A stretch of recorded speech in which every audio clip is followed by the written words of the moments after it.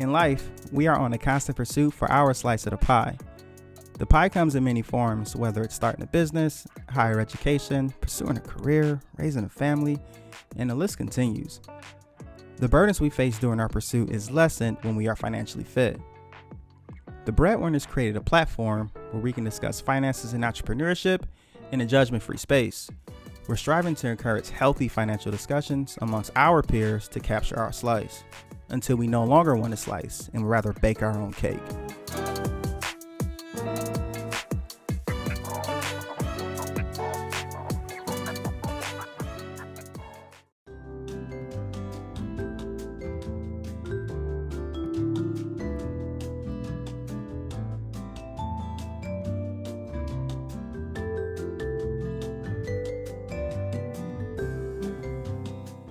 Favorite TV dad growing up?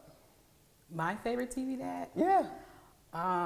What's Moesha's dad named? Frank. Frank. You know, our CPA's husband looks just like him. Really? Haircut and all. I like Frank. He had a strong wife. You know, she had money, he had money.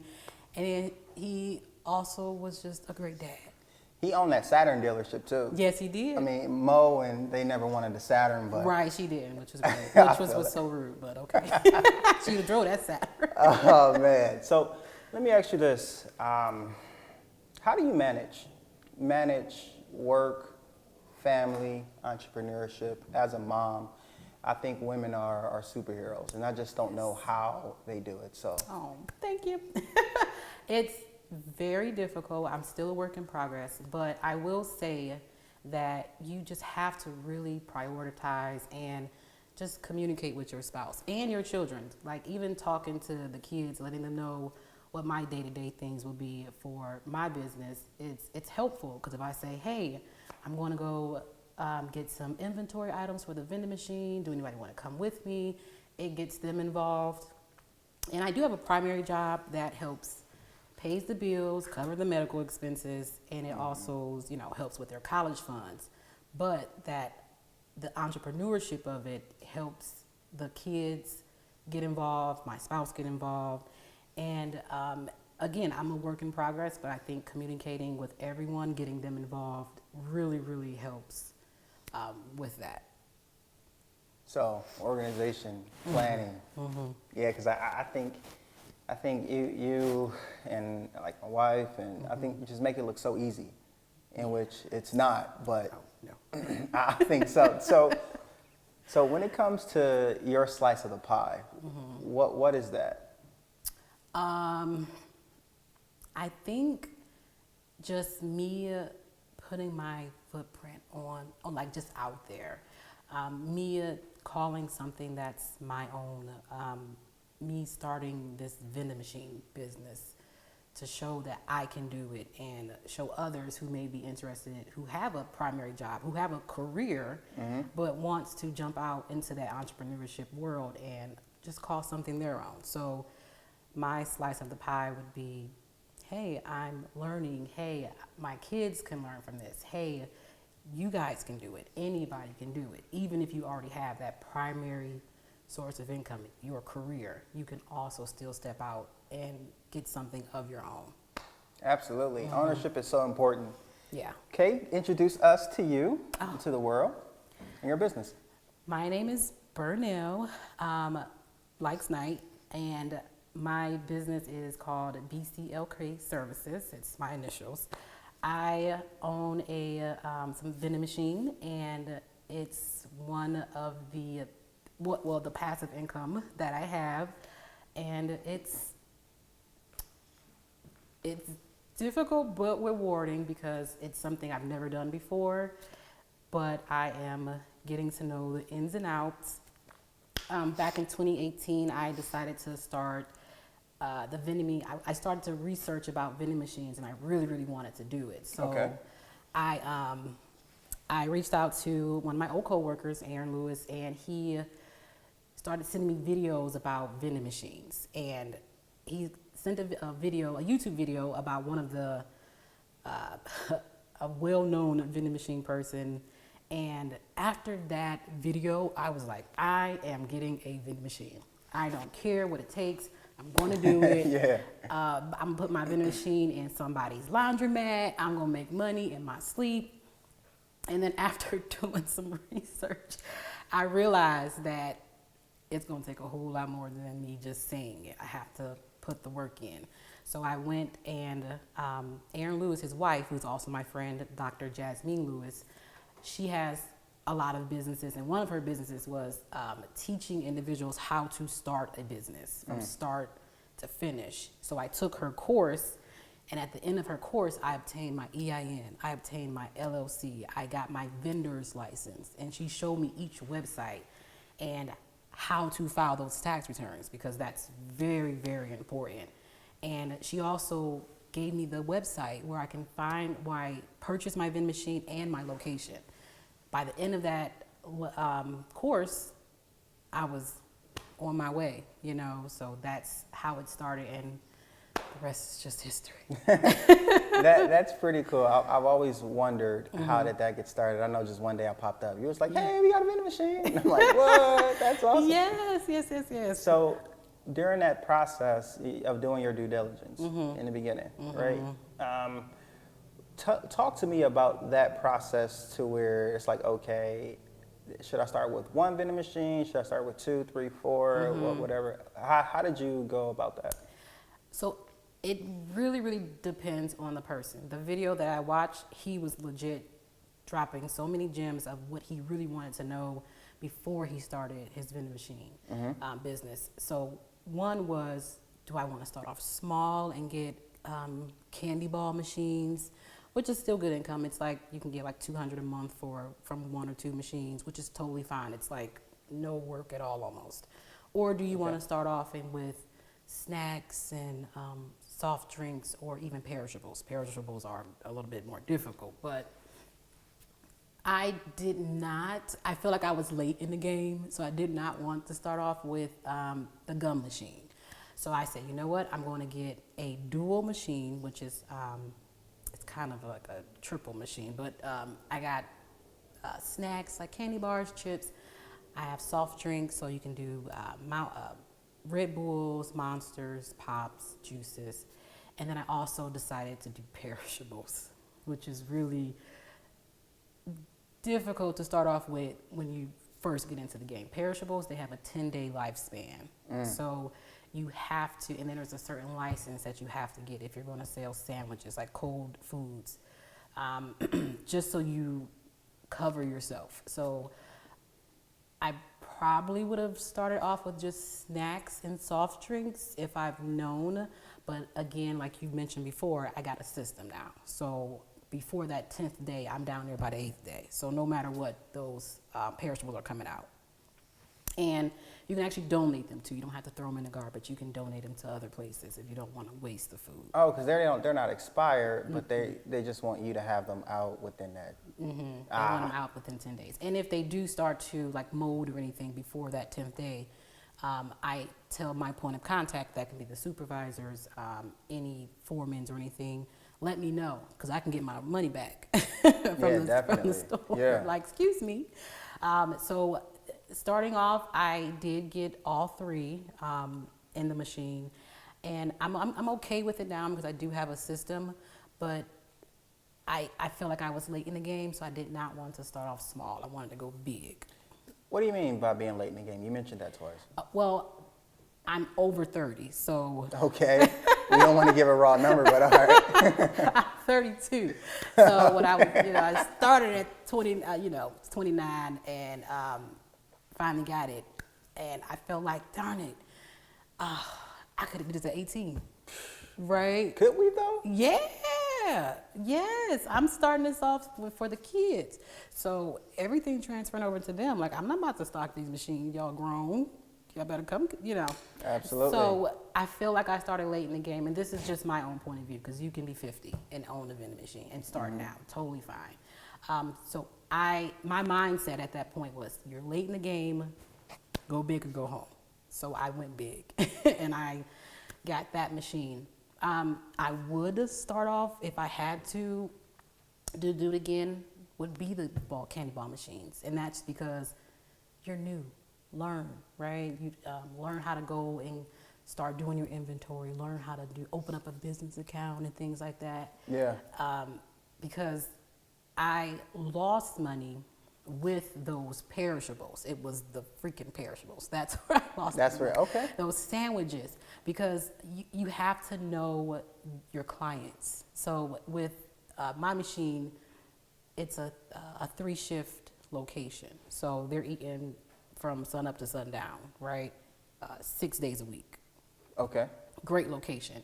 But they're grown men. They don't care. Sometimes they don't want White Castle sandwiches or them small pizzas or even Hot Pockets. They're like, we grown. We want those, Hot Pockets. So, and then one week they may love it. So you have to just know now, okay, you guys want me to rotate out, switch things up.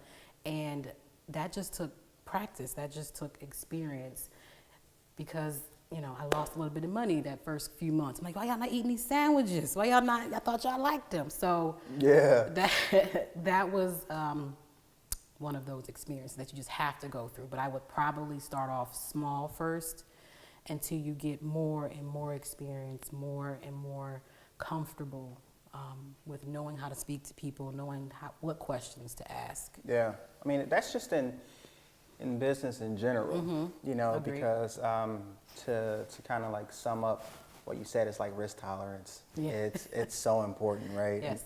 And that's kind of been the theme like throughout all of the sessions that we've been taping is determining that risk tolerance because a lot of entrepreneurship is cool, right? I mean, it's great on Instagram, it's great on Facebook. Yes, I mean, it's like I'm on boss, hashtag, all that jazz, right?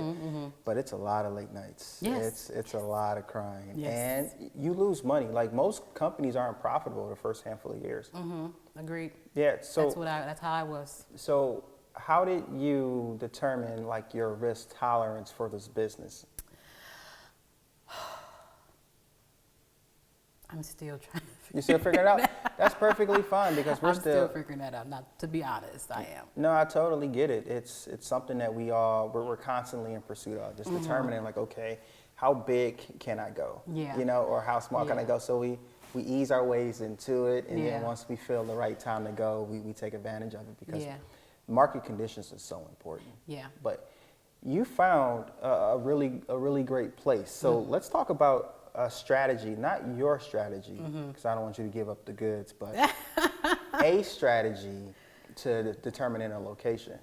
So I don't mind sharing. So what I did was my route was, again, the Dr. Jasmine Lewis, she gave me a site. It's called Vending Source, the Vending Source. They offer locations or routes. So a route is 2 or more established locations.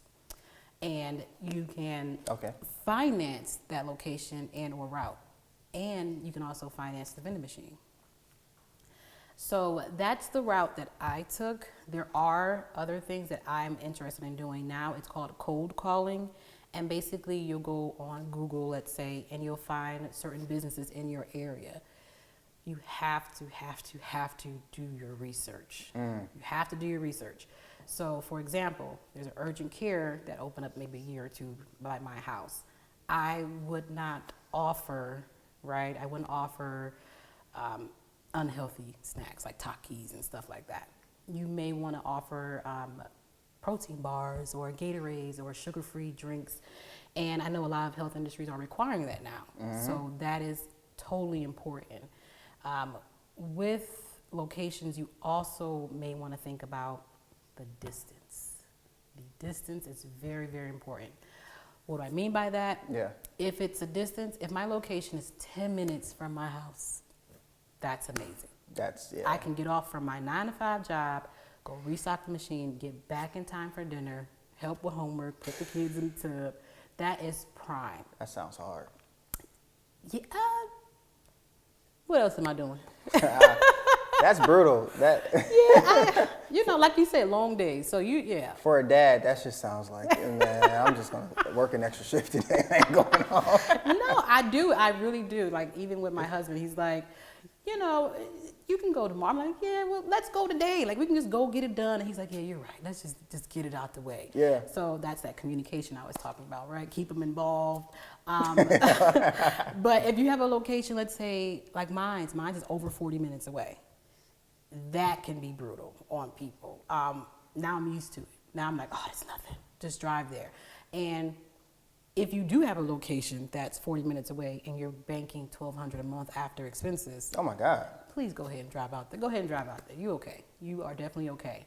Now, the last thing I'll say about location is make sure you understand your clients. So if you get a location, say like a school, you're losing income for 2 to 3 months because of summer. The summer, It's yeah. out. Or if they have summer school, you're still not capitalizing off the revenue that you could have because the capacity of people are not there anymore, opposed to as maybe doing like a recreational center or a YMCA. Year-round money, different good age money. groups. You can Yeah. put raisins in the vending machine. Kids gonna eat it up. From raisins to Starburst, right? So that's location is definitely key. I know people say it, it's cliche, but it's really, really important.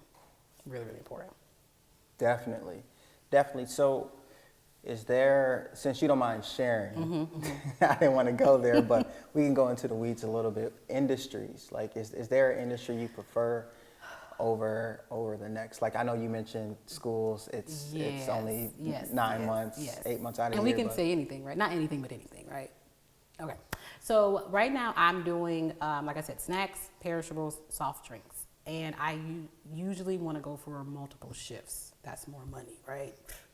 Hell yeah. So warehouses, right? People working in factories, love it. I love that portion of it because it's guaranteed money. Urgent cares, right? Open all day, 24/7. That's prime location. I would like to venture into clubs and bars. The only thing you want to do though is, again, research, communicate. If the bartender is giving them pop and juice for free with their drinks, you may not want to put a pop machine Yeah, that ain't in gonna the work. location. If they have chips and stuff behind the bar, you may not want to put chips and things in that vending machine. I would want to go in the bathroom. I would put a machine in the bathroom for condoms, mouthwash, or sanitary napkins. Right? It's Makes sense. right. Yeah, you're not gonna brush your teeth in the bathroom. You got to just do some little mouthwash, some Mentos or something. That would be something that I would be interested in doing in the bars and the clubs. That's interesting. That's a totally different take. I've never thought about that. But I'm not in these streets, so I wouldn't know what goes on out there. No, that's pretty dope. Yeah. So a day in the life of you, that on a day that you have to go and fill up that machine, what does that look like? So my husband advised me to get the inventory items before you have to go out to the location. Because if I go out there, I stock what I have and then I'll go to Sam's Club and get the things that I need and go back. It's just too much work. So I buy prior, maybe wait a couple days, and maybe after work, I will take that 40-minute plus drive, stock the machine. I just bought some totes so I can stop carrying those items in there. So just put everything in a tote and just wheel it in. I would stock the machine. You make sure you build a rapport with your point of contact, because you want to build a rapport with them. You want to make sure that they're comfortable with you. You're going to see them for hopefully forever, right? Yeah, absolutely. So you build a rapport with them. I speak to people when I come in. I'll stock the machine. They always offer the help because it's a warehouse. There's no women. It's all men. So they always offer the help. Deny the help. That's your business. It's your business. They're not getting paid to do this. You think they're gonna want something for free, like some free snacks or something? No, but that also helps to even did the question, right? Yep. Don't even start it. Yeah. Absolutely. So always deny. That's just my take on it. If others feel different, totally fine. Deny the help. Your business. You stock it. You take out the boxes. You do all of that. And I think my husband would agree with that as well. And then you put everything back in your car, even the trash, and you come home. You take the perishables that I took out. I may donate them or I'll give them to family members. I have family members who's in college right now. They appreciate it. I have friends who kids are in college, and I was like, hey, y'all want this stuff? It's not old yet. I don't see any mold on it. You got a couple of days to eat it. Yeah. So I do that. And then I would then, and I always take a picture of the machine after I fill it up. So that way I can remember where I put certain items. Ah, that's interesting. And I can also remember if I need to go and restock and to buy the inventory, I will go look at the pictures and say, oh, okay, I got peanuts this time. They love them. I'm going to get them again. So that helps. And I just clean everything up out my car, put stuff in the freezer if I have to, store the other things in a controlled temperature location. And, that's my day. So how did you create that system? Was it something that you prepared in advance, or was it something that you kind of prepared, but then you just went through it and figured it out on the way? Both ways are fine, but just out of curiosity. I sucked in the beginning with a system. Like I had a system in my head. I was like, oh, I'm going to do this. And they have a Sam's Club out there. It's 5 or 10 minutes away. I'm good with that, but that's wasting time. It's wasting time. It's wasting gas. So, again, my husband mentioned, well, why don't you just stock up before you go? Why don't you stock up? If you have to store it and wait a couple days, do that. With pop and everything and soft drinks, they're going up. Prices are definitely going up. And I don't want to lose funds, and I don't want to do it for free. So when you see it's cheap, when you see it's a great deal, buy it then. Even if I stocked up the day prior, if I see something that's super cheap, I may say, or my husband may say, oh my God, get it right now. And then store it. Because you're going back out there within the next 7 days. So just get it right now. So it's trial and error. Yeah. Whatever start working. Like I said, I just started buying the tote, that just absolutely helps so much more with bringing the inventory in. But it's really trial and error. Really, really trial and error. I love that because it's, you have some people that, in order for them to cross the street, they got to have all their ducks in a row, and then they cross. And then you got some people that's like, I got 3 and a couple stragglers, we'll figure it out. And we just pick up and we go, right? Yeah. And I think that's amazing. That reminds me of my mother. Because my mother was like, you know what, I'll figure it out as I go. Yeah. But through hell and high water, she figured it out. Yeah. And then she perfected it along the way. And to me, it's like. It's amazing. It is. And it shows you who you really are. And it worked. Right? And it works. Absolutely. So I think that is super dope, especially for any and everyone that's listening, knowing like, hey, if you got a plan, it's not going to be perfect because all business plans are fluid anyway. They're going to change. Yep, they can change. So you just keep working and working and working and perfecting your craft. So with that being said, future plans, how do you plan, what's a good strategy? It doesn't have to be your strategy, but a good strategy on growing.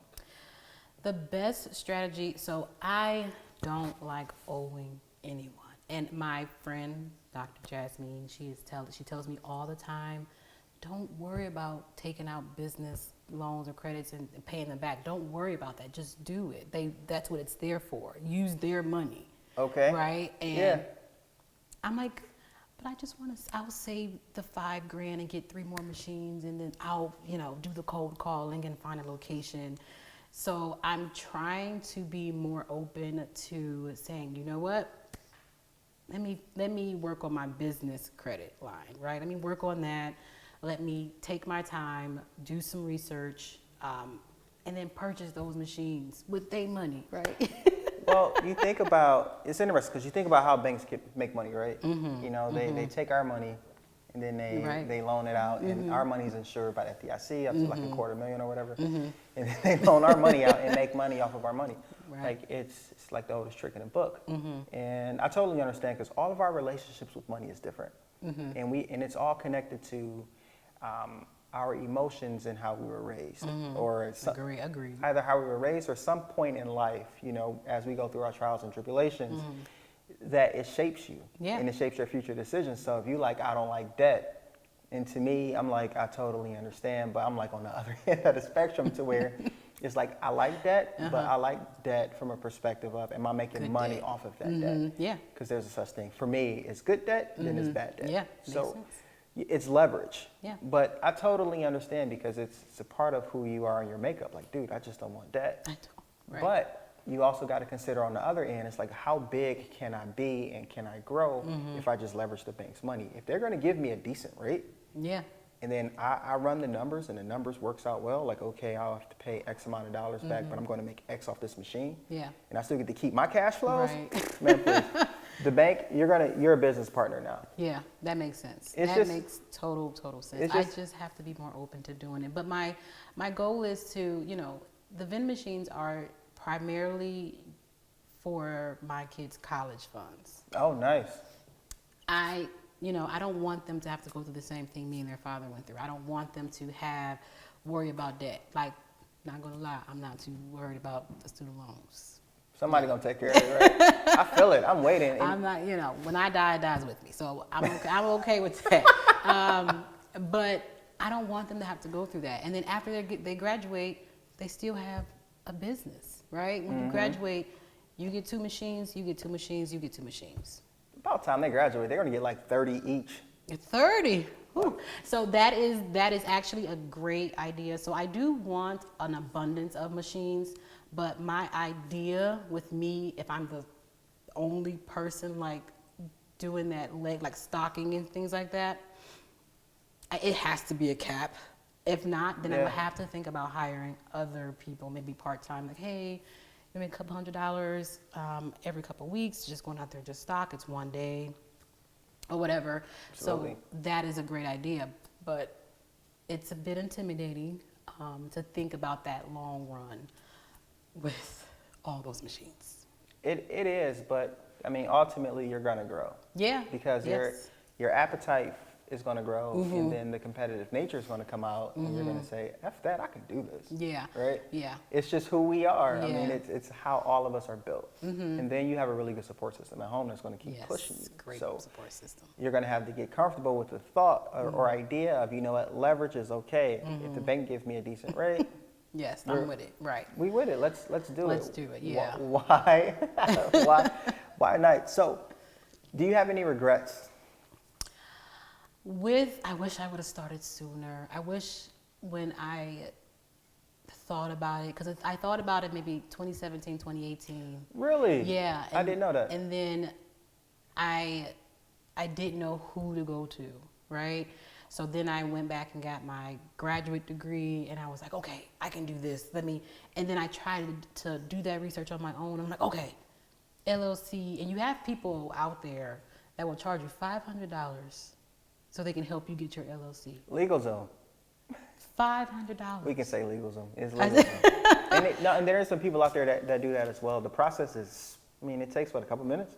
So in the business course I took with Dr. Jasmine, it was built in, right? It was built in. And her course wasn't, it didn't break me, because she's for the average Joe, right? It didn't break me, right? And EINs are free. People are charging people to get an EIN number, and it's free. Yeah, it takes 2 seconds, and it does. If you're quick with the fingers, it's they're less than 30 seconds. Yeah. For EIN, Yeah. it's super important though, because that really establishes that. Yeah. The separation between you and your business, and Yeah. also you need that EIN so you can get business credit along with your DUNS number. Yep. and You all have that to other get stuff. the EIN and show the paperwork to the bank, because I think I talked to you about this, and I was like, man, Jay, I can't find my EIN number. I know I emailed it to myself, and I was like, they never give it to you in the mail, and you were like, I got mine, it's right here.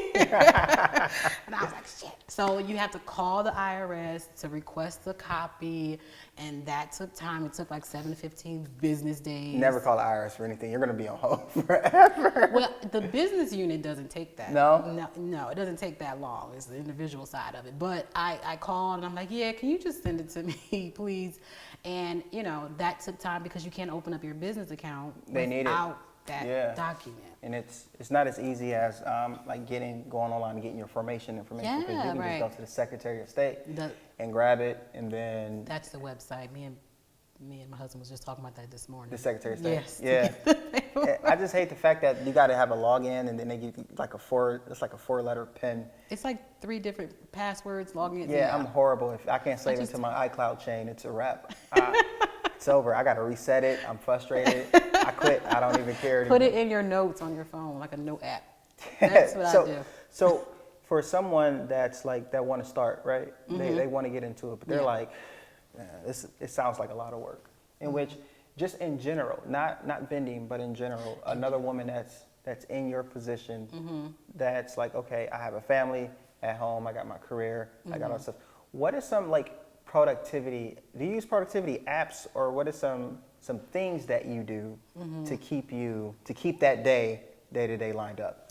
So I do follow, since I'm in the vending world, I do follow a lot of people who are in the vending machine world as well. Like who? And the vending biz, I follow him. It's a few of them. I can't remember their at names, but the vending biz is one. And it's a lot of others that I follow, and it's so important to continue to be open and willing to learn, because after I got my vending machine and everything was going, and I'm like, oh my God, I made some money. After my expenses, I made $400. Oh my God, I made some money. I thought like, okay, I'm good to go. No, I went back and I saw one of his podcasts, and he was mentioning, maybe putting like some Christmas money in one of the vending machines, and when they get like a bag of chips, they get $5 too. So that's helping build a rapport. And I was like, oh my God, that's a terrific idea. I wouldn't do it, but that's a terrific idea. Well, you want to do it when you're established. I'm not doing it either, because I'm established. I'm not at the point. Okay. Okay. So you just be open. Make sure if you want to do something, follow the right people. Right, follow the right people. The shade room, can I say? I don't know if I can. The shade room for businesses? But that's what I'm saying. If you want to follow somebody, if you're like, oh, I need to follow inspirational people about this business, I'm going to follow the shade room. Man, maybe you want to follow that person that just, grows $1 million and shows you how to do it. You know what? You bring up a really good point. And since we're on that, we can just dive into it. When it comes to influences, right? Social media has a really, really big presence. It does, right? It does. So I know you mentioned Jasmine a lot, and she helped you through the process, which I think is phenomenal. So from a social media perspective, like, who do you follow? Like, that's a good question. Not gonna lie, and I'm not saying this because we know each other, but I do follow you. I follow him, and it's like every time you say, like, if you say something that I didn't know, I'll sit there and I'm like, okay, I didn't know this. Let me Google this. Like, did you know? And like, I'll ask my other friends, like, did you know that you can do this, this, this? So you are one of the people that I do follow, and about business and credit, of course. Yeah, I appreciate it. I do, again, I follow the vending biz. I actually have the app. That's actually another way you can find locations. They charge, I think, a couple dollars a month. That's not bad. I didn't know that even existed. It's called the vending biz app. So I do have that as well. Dr. Jasmine, I follow her. She drops gems all the time. And, it's just so many people out there, but I keep it small because I don't want to dilute where I'm going. Because if I'm on vending right now, I don't need to think about, well, I'm going to do a clothing line. Wait, stay on track. Stay right here. I feel that. So I try to keep it small and to help me stay on track, because I can be like, oh my God, I want to start a healthcare agency. And you're like, wait a minute, did you file your taxes, your business taxes yet? Go do it now. Don't worry about this right now. So to stay on track, I do follow a small group of people in regards to influences about my business. I think it's so dope. I really appreciate that. I think it's so dope. There's tons of people that I follow. Some just for inspiration, some for like those morning affirmations as well, because it's so cool, to see people and watch their journey and watch their growth. Because to me, you can sense humility. I think humility is great, and you can sense like honesty in this person being genuine. I think that's something you can sense. And one of my favorite guys is Wallow 267. You follow Wallow? No. He's this real funny dude. Just going through his whole journey. He's like the morning affirmation guy, and everyone makes fun of him. But that's I'm gonna have to look him up now. See, something I didn't know. It's totally funny. Okay, so this is Slice of Pie podcast about personal finance and entrepreneurship. Me as the owner and the owner of the Breadwinners. I have to ask this question. Give us one of your financial vices. My financial advice that I realized that I need to focus more on Okay. is just because you have it does not mean you need to spend it. Does not mean that if you got it's 5,000 just sitting there. That's a lot. Does not mean, because with that 5,000, you need to put it back in the business. You can buy 2 more machines. You don't need to spend it on shoes and lace fronts and, and Burberry. Just because it's there, it does not mean you have to spend it. You know what I mean? So that's my financial advice. That I'm working on that. I am. So that's your vice. Mm-hmm. Like, and I'm doing good. So yes, that's my financial advice. So okay, I'll go. I do a different vice each session. So it's like this dude got a lot of vices. Yeah. Y'all ain't listening. No, I'm just playing. I'll go. This one I'm going to say. Buying lunch. So I will go grocery shopping with Reed on Sunday, and I'll buy lunch from like Panera, or I'll go like Chick-fil-A every day of the week because I'm out in the field or when I'm back home. But I can easily like pack my lunch, or not even pack my lunch, just wait till I go home to eat. And when I go to the grocery store, I actually buy things for me to eat for lunch. Pass, I'm about to run a Chick-fil-A. And it's one of those things. And the reason I like to randomly ask this question is because to show everyone that we're human. Yeah, we definitely are. With those random acts, it's you can treat yourself. Like if you're 7 days, work 5 days a week, and you say, you know what, one day I'm buying lunch. The other 4, I'm going to pack my lunch. I didn't know how much money I spent on lunch until, the pandemic and we were all sent home and stuff. And I was like, oh my gosh. I spent $3 for breakfast in the morning, $5 for lunch in the afternoon. Oh my God, yeah. So that's $8. 8 times 5 is 40 times 4. Like, oh my goodness. Like, that's a lot of money. Whereas you just spent like $300 on groceries. Just make you a sandwich. And you can treat yourself. Like, you work hard, you can treat yourself. So like I would probably buy lunch one day a week. And you can't, and that's it. Every other day, you need to make you something to eat and then bring it to work. Definitely, it's things that I gotta work on. It's things, and you made a really good point. Just because you have it, that doesn't mean you need to like spend it. So it goes back to the investor versus like a consumer. So when it comes to, how important is it to you to reinvest into your business?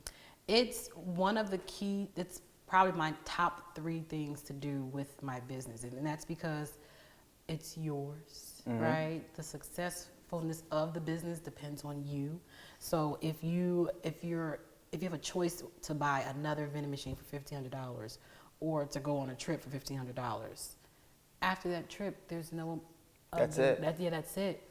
With the vending machine, that's income, that's revenue that's going to come in and help. So it's very, very important to invest in yourself. It's very, very important to say, oh, if I made $400 from this month from the vending machine, don't touch it. Or what you can do is what I do with my personal finances as well is I pay myself.